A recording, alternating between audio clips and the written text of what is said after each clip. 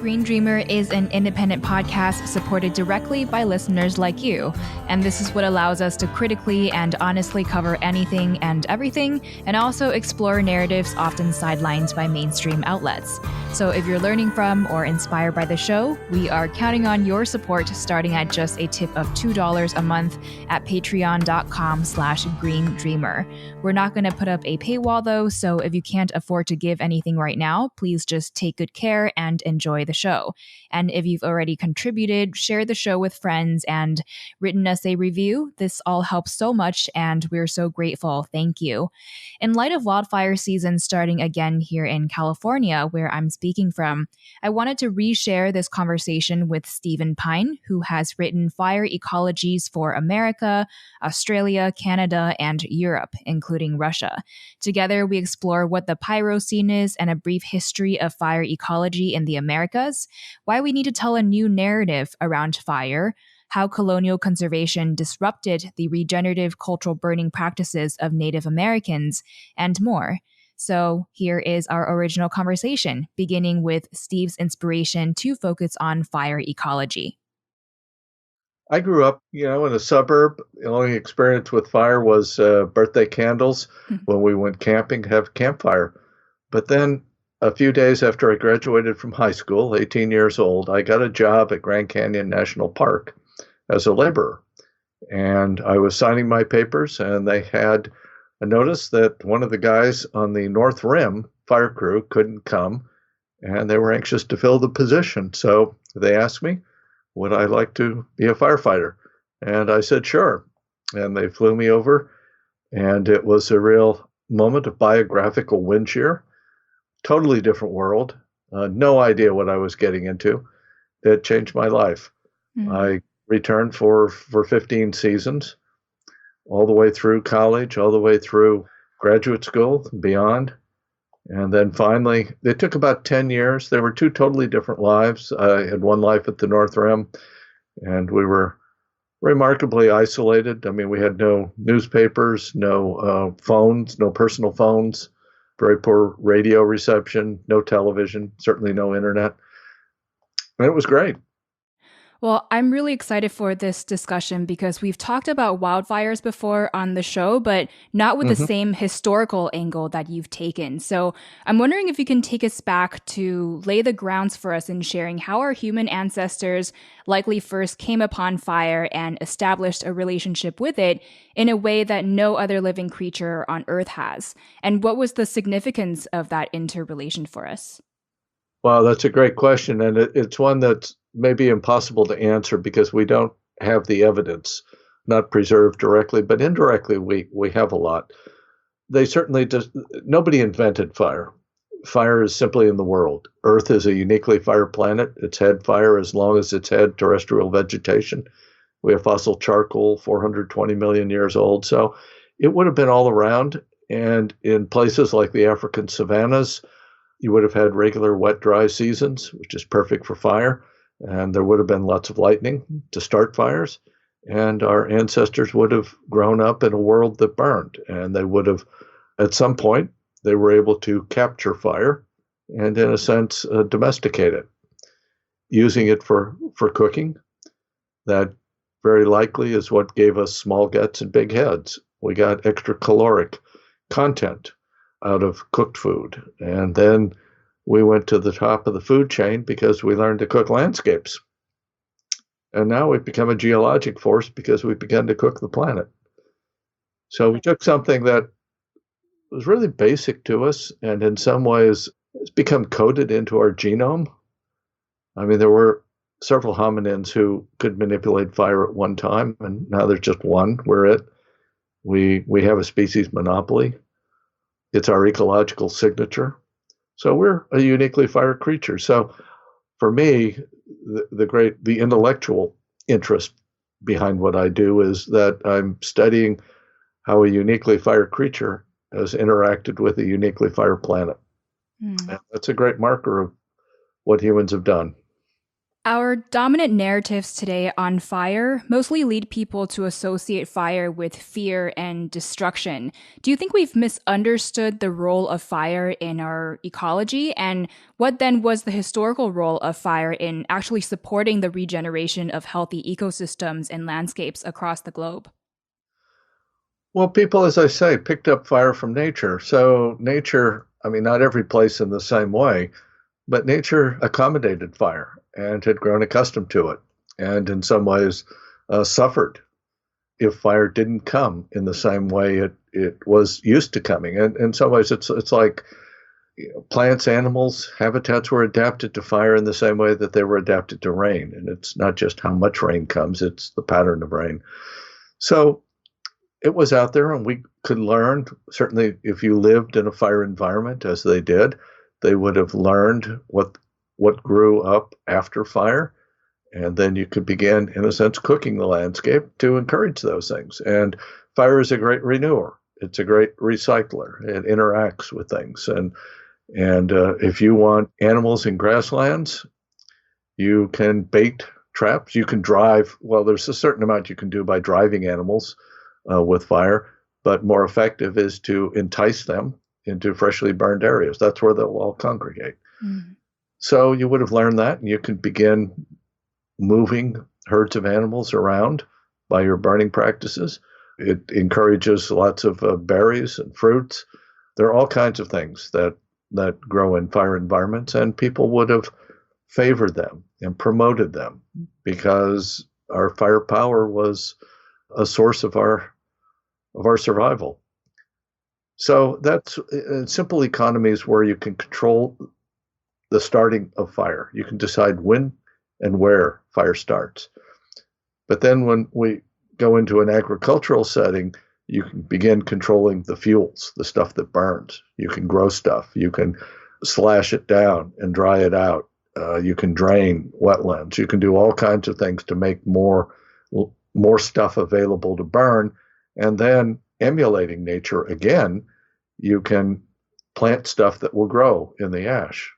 And then the big inflection point comes when there's just not enough stuff. We're greedy. We want more power, and we want more stuff to burn. And so we started burning fossil landscapes, or what I think of as lithic landscapes, as opposed to living landscapes. And that's when we started going to a fossil fuel civilization. And that has really unhinged the whole fire dynamics of the planet. Mm.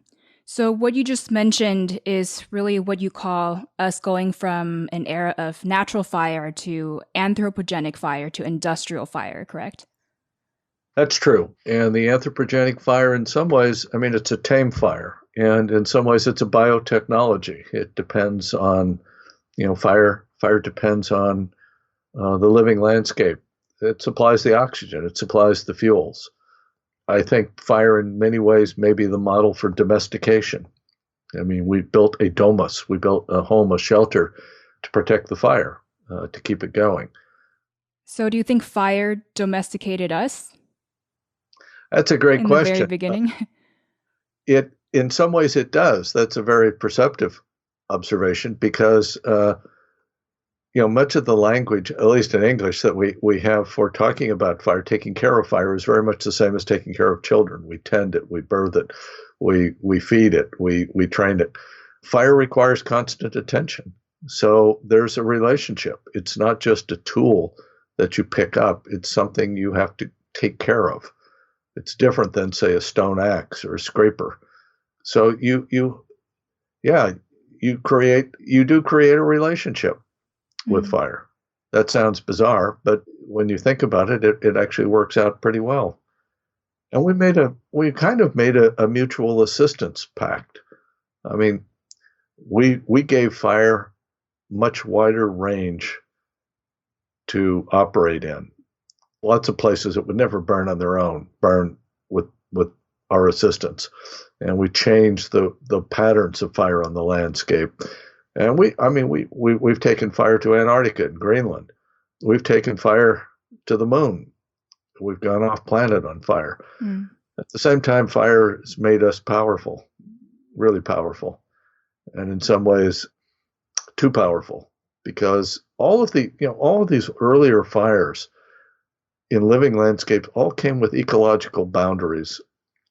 You have to burn by season. You have to burn by time of day. You have to burn by what kind of vegetation is present and available to burn. So there are all kinds of checks and balances. And if you exceed that, which you can for a while, then the system degrades and you have to abandon it. You have to leave. It fails. But when you go to burning fossil fuels, it's basically unbounded. I mean, you can burn day and night, winter and summer, wet or dry, it doesn't matter. And so all those old ecological borders and constraints are gone. And the problem is that there's no place to put all the effluent. So it's going in the atmosphere, changing climate, it's going into the oceans, acidifying. It changes our relationship to vegetation. So we have altogether too much bad fire and not enough good fire. So that is the fundamental change last 150 years or so created the world we now live in. And you've said that in a typical setting prior to industrial fire, we would probably have fire everywhere around us for our food, as a source of light, heating, even entertainment, and so on.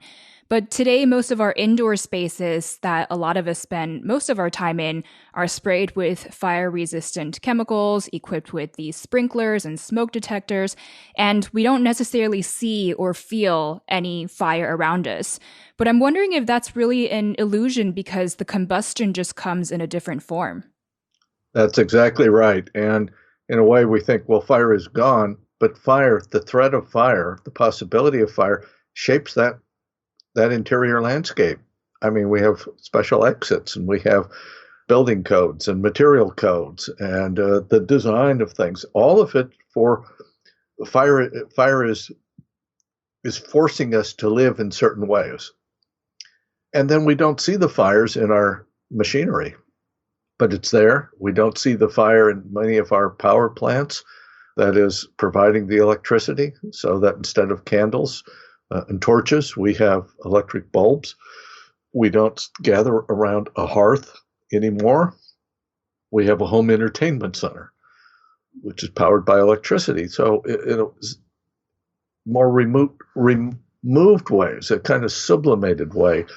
Fire is still there. We're very much dependent on fire and its products, but we don't see it. The only way we see fire now, if you live in a modern industrial urban setting, is either as a disaster, something goes wrong, or you see it on a screen.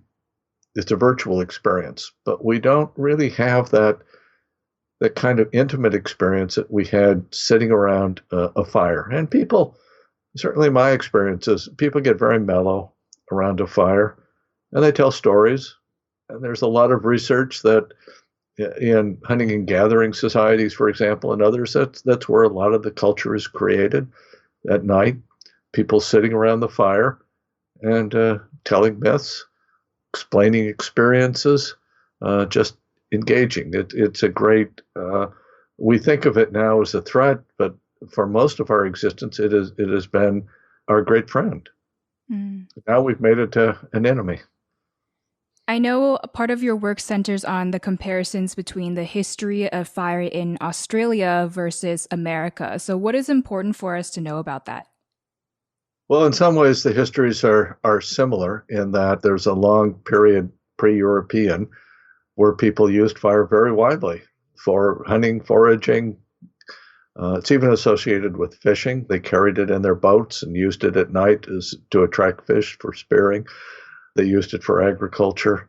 All these kinds of things. Europeans upset that pattern by causing a demographic collapse in many places, taking over the landscape, redirecting it to new purposes. Although many times they continued to use fire. This fire was very common in European agriculture. But then when we begin industrializing, there's this big shift, and we suddenly see mega fires. We see disastrous fires, and they're associated primarily with large-scale logging and land clearing. And there's so much fuel around, so much stuff lying on the ground that even a small dry spell is enough to power it. And major fires broke out and were often disastrous. Hundreds of people killed, communities wiped out. These were fires an order of magnitude worse than what we've seen in recent decades. It's hard to imagine it, but that's the case. And then we were able to control it, partly by controlling settlement. We quit doing those things that made the land so unbalanced. And we began setting areas aside to protect it for nature, for parks, preserved forests, and so forth. And in a misguided way, decided that fire needed to be taken out of these landscapes in the way it was being taken out of our cities and homes. And this was a task that was given to foresters. And I have to say, foresters went at it with great gusto and tenacity, but they were hopelessly wrong. Forestry grew up in Central Europe. It's a part of the world that doesn't have a natural basis for fire. They had no sense of fire ecology. They simply saw fire as a threat. They saw it as an expression of social disorder. America's first forester dismissed the whole American fire scene as one of bad habits and loose morals. So it was much like Brazil today. Anyway, they were able to control a lot of the bad fires eventually, but they overdid it. And by eliminating fire, they produced all kinds of instabilities. And so by the 1950s, 60s, at least the 1960s in the United States, we began seeing the consequences of doing this. And we realized that we're making the landscape more prone to bad fires, really eruptive bad fires that were outside the adaptive capacity of these biotas. They would be uncontrolled. This is before climate change appeared. We realized we had a crisis. And so the last 50 years or so, most of the American public agencies, most of our parks, forests, and so forth, have been committed to trying to restore fire. So we spent 50 years trying to take fire out, and then we spent 50 years trying to put good fire back in, with mixed results. Some places have kind of succeeded. Some places are hopelessly behind. But that's the story.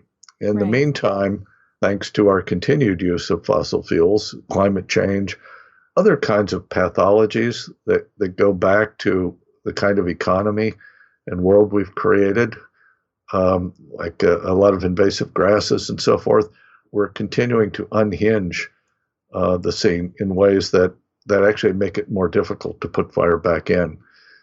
So it's kind of an uncontrolled scene. It's uncontrolled in terms of its the lithic landscapes that we're burning, and living landscapes are struggling.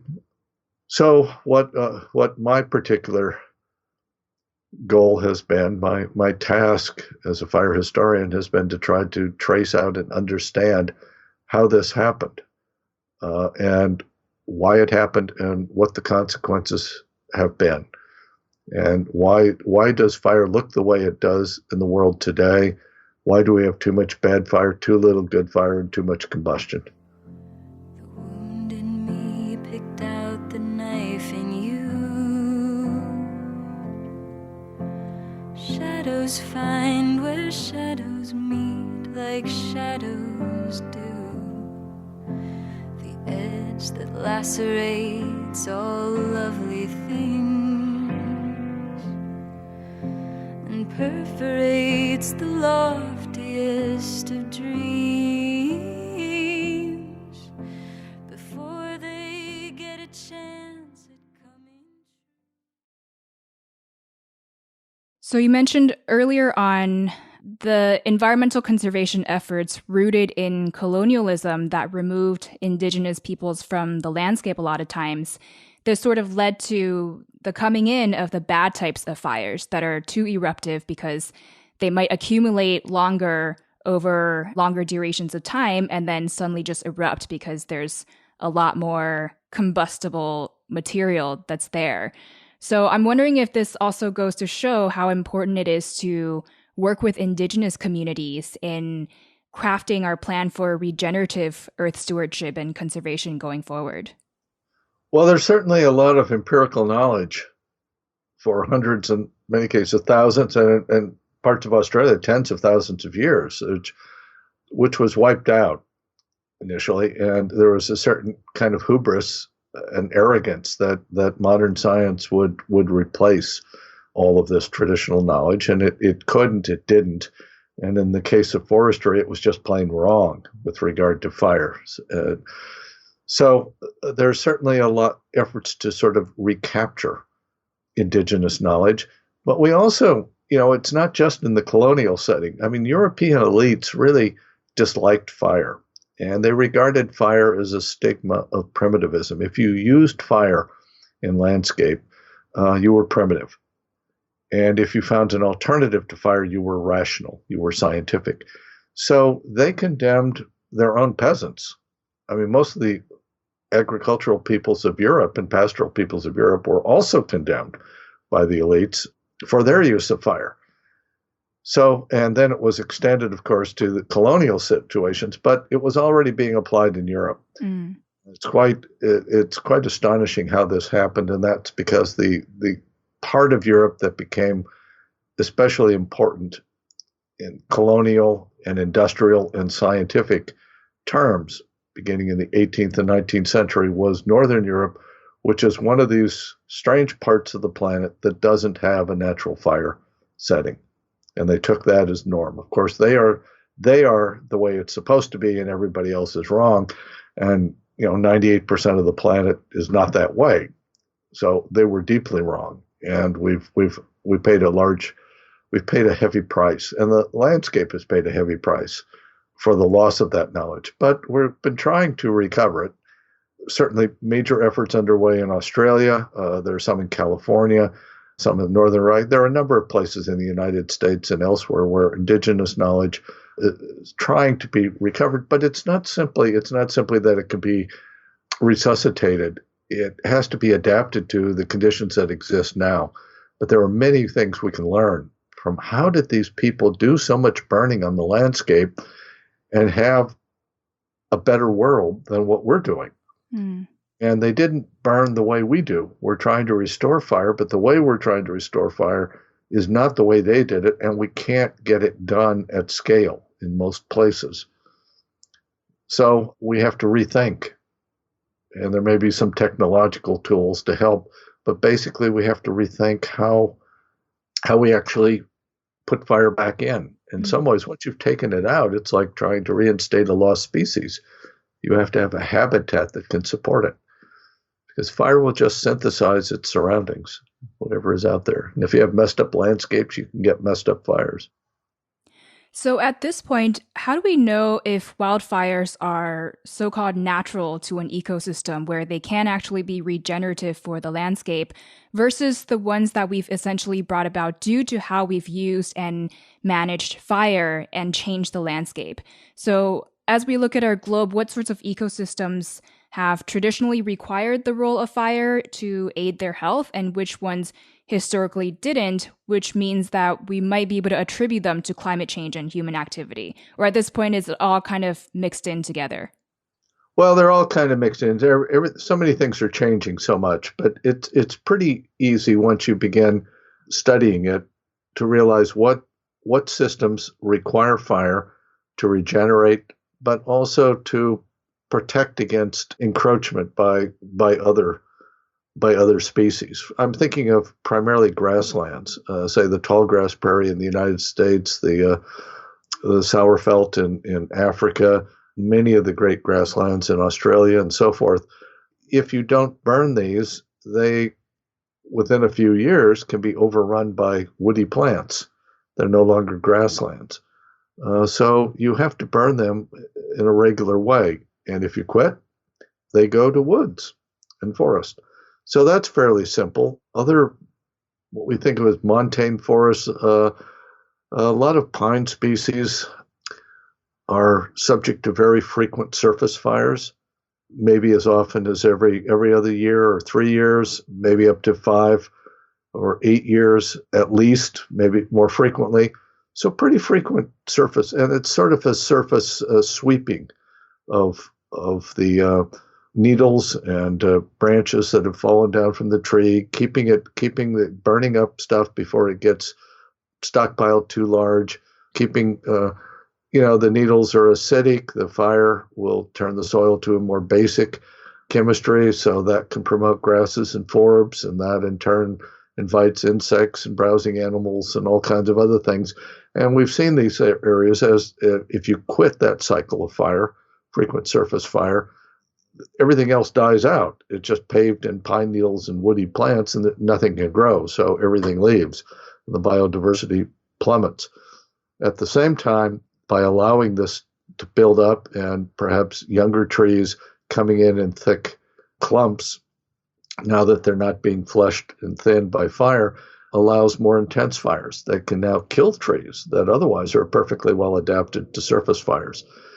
And we should also recognize that there are systems of fires, lodgepole pine, jack pine, a lot of boreal forest, for example, a lot of shrublands and so forth, where the natural pattern of fire is an infrequent fire, but one that basically sweeps all before it.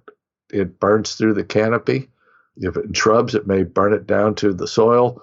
Otherwise, it just leaves tree trunks, the stalks of former trees. And this is the natural pattern. So, and what we've interfered with in those cases is that they used to be patchy, that there would be larger and smaller patches of these, and different stages could burn at different times. And now, by eliminating fire, they've become more of a monoculture. And so you can have very large, far-ranging fires. And that system is not adapted to it.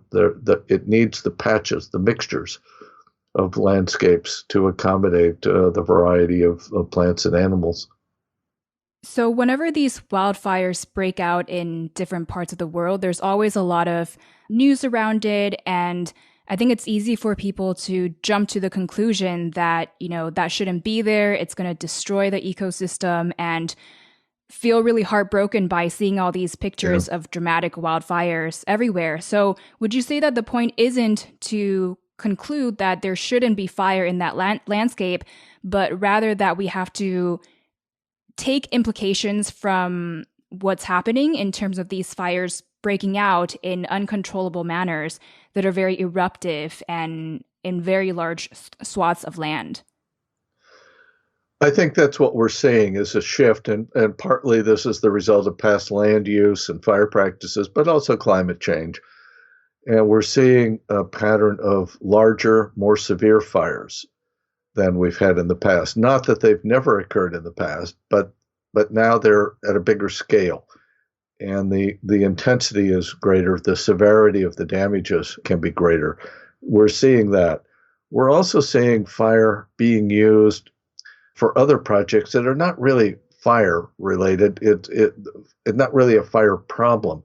I'm thinking about burning peatlands in Indonesia, burning the Amazon.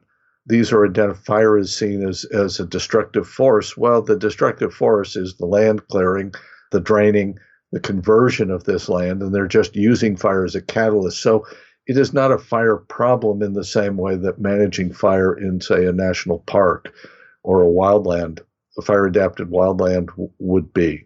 And in a sense, by trying to make it a fire problem, we will send in air tankers and helicopters. We'll send in pumps. We will fight these fires. Is misdirection. The problem is the politics and economy that is encouraging this land to be cleared off, logged, lots of debris left, and then burned for some other purposes. The fire it's not really a fire problem. It's a social problem. And fire is a manifestation and a tool of that, but it is not, you cannot burn these areas in the way they're burning just by dumping fire on them. You have to do all this other stuff to make that land combustible. Right. So fire itself isn't the problem. It's sort of these conditions that we've created. So when people focus on fire being the problem, then they're going to invest a lot of money in, putting out the fire rather than really addressing the conditions that we've created and the degrading human practices that we've been basically perpetuating. That's right. And again, it's another good point because fire is often used to animate other agendas. I mean, fire is so graphic, it's so visceral when you see these fires going through, and there are disastrous fires, let's be clear, burning through a community or destroying something where fire didn't really belong. And people can use that to stir up a lot of emotion. And then they use that excitement to promote something that they claim will be a solution, but really isn't. So logging is not a solution to fire, for example. All kinds of people want to use fire. You can't not look at the fires. If you want to use fire to make it graphic, to endow it with a certain kind of emotional punch. And we do it all the time. And then people propose all kinds of nonsense in response that are really aimed at other kinds of things that aren't really addressed to fire. And so fire really isn't listening to all this nonsense. It does what it does. In many ways, it's a contagion phenomenon. It's not unlike our virus problems now, except fire has no vaccine. We have to live with it. And we have. We certainly live very successfully with fire and became a successful species up until we got greedy and decided we wanted sort of unbounded firepower and began burning all of this fossil fuel. And it has really no place to go. And that is unhinging everything. So we've gone from natural fire to anthropogenic fire to industrial fire, and all sort of changing our ecology as our relationship with fire has evolved. Given that we're currently degrading the earth, bringing about human-caused climate change, and with how we have too much of the wrong type of fire and too little of the right type of fire, what exactly can we do to turn this trend around through the lens of fire? And how do prescribed fires tie into this picture? Well, I think we have a lot of fire in our future. We obviously have to ratchet down fossil fuel combustion as fast as we can. But a lot of the conditions, including climate, are already baked into the system, and we're going to be living with it for a long time. But even apart from that, we have a responsibility to get the right kind of fire on these landscapes, and that will require a lot of burning. And it may require us to rethink the kinds of burning that we do. What does prescribed fire mean? It evolved as a particular kind of pattern. We need all kinds of stuff. We need all kinds of mixtures of fires. So we'll be ratcheting up our own controlled burning. I mean, in one way, we're going to have fire. They can be fires of choice or they can be fires of chance. And it's not just, that's really for us to decide. I mean, this is our job. We are the fire creature. We are the species monopolist. This is what we do. We're not doing it very well right now, but we can certainly do better. We used to do better. We need to learn from that past how to reintroduce it in a context that makes sense today. I feel that a lot of people, when looking at photos of wildfires burning through forests, even if they may be regenerative for that landscape, it definitely gets people a lot more animated than, for example, people seeing a bunch of cars on the street or a bunch of cars stuck in traffic on the highway. But they're both forms of combustion, and we actually need more of the regenerative types of fires within our landscapes compared to all of this fossil fuel burning that just doesn't feel as visceral to us. And we don't feel as animated by seeing just a bird's eye view of a photo of a city with a lot of cars in it. Well, you don't see the fire. It's buried in the machine, and for the most part, you don't see the emissions. Whereas with real fire, you see the flames and you see the smoke. The smoke is very visible, and people get very excited about it, whereas they don't get excited about ozone and nitrous oxides and all the other stuff that's coming out of our tailpipes, which in many ways is more damaging. So it's a re-education program. People don't have fire in their lives. They don't see it. If you're using fire to heat and cook and warm your house, if you're using fire to burn your fields and your pastures, and you're using it routinely in your world, then you can understand how fire works. But if you never see it, everything has been disguised now. We've had all these technological substitutions for it, some of which I welcome. I'd just soon not have a house filled with smoke occasionally. But we don't see it anymore. The only time you see fire is in a disaster. And we don't really have good stories for fire. We have great disaster stories for fire. We have great stories of firefighting. It's presented as a war story. Totally inappropriate analogy, but one that fits literary templates.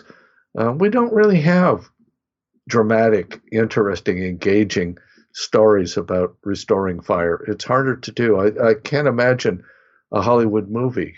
Mhm. How would Hollywood tell that story? I think there are ways, and the challenge for people like me is to show and get those narratives out there. Otherwise, we're left with imagining fire as simply a disaster. It's our best friend and worst enemy. But that depends on us. That's a relationship.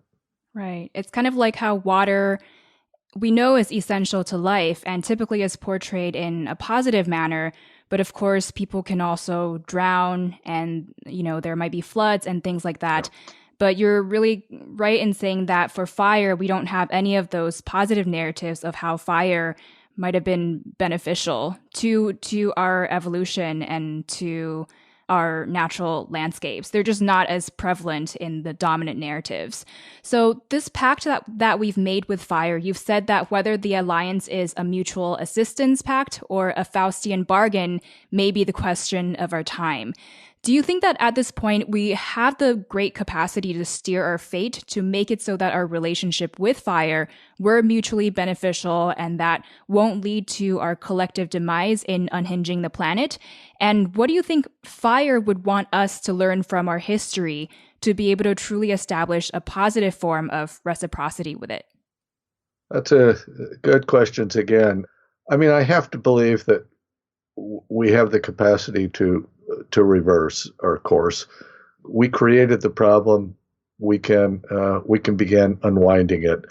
I think the other alternative, I mean, if you feel that nothing could be done, then you do nothing. And I mean, I've got children, I've got grandchildren. I'm not very happy with the world they're inheriting.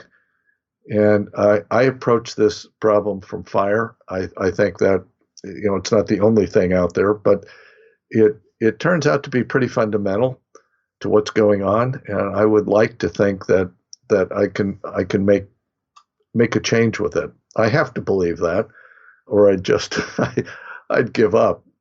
And I'm not willing to do that, if only for their sake. Mm. There are lots of things we can do, but we have to get serious, and we have to, with regard to fire, we have to think of solutions and responses that make sense to fire. It's not listening, it's not tweeting, it's not on Facebook, it's not issuing presidential directives and congressional inquiries. It really doesn't care at some really fundamental point. And if we're going to influence it and get right with it, then we have to speak in terms that it understands, not just make it fit our existing ideological and political agendas. I see love everywhere I go. I see the light inside of all of you. What more can I do?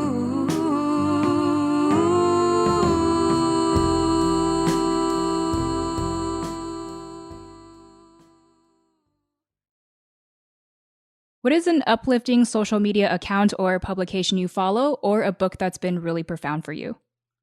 Well, I'm old school. I'll go with the book, and I'll take a fire book. Norman MacLean's Young Men in Fire.